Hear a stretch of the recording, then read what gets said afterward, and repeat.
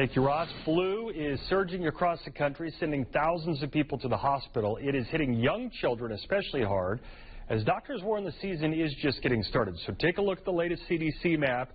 Kansas there, and you can see we are now in that high category. 32 states now in high to very high levels of flu. Jordan Tovar explains why it's expected to get worse now that the holidays are over.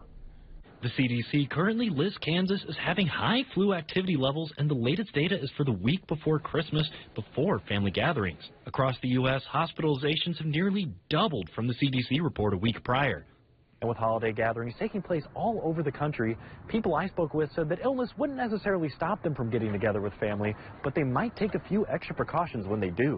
For me personally, I don't want that to ever dictate whether or not I make it to a family event or not, so I like to still go. Maybe keep a couple feet of distance, maybe a little distant hug. As long as everyone knows and everyone is willing to, take that risk, I don't see a problem with it. If you were showing up sick and you weren't telling anyone, I feel like that would be an issue. Doctors say infants and young children through age 4 have been among those hit hardest.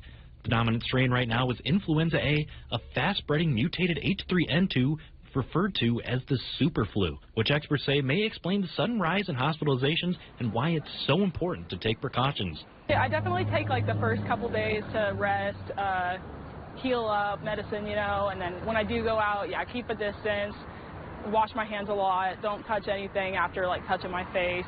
In Wichita, Jordan Tovar, 12 News. Doctors say they expect to see flu cases increase for at least the next several weeks and not leveling off until the end of January, possibly into February. Experts say it's still the best way to protect yourself is to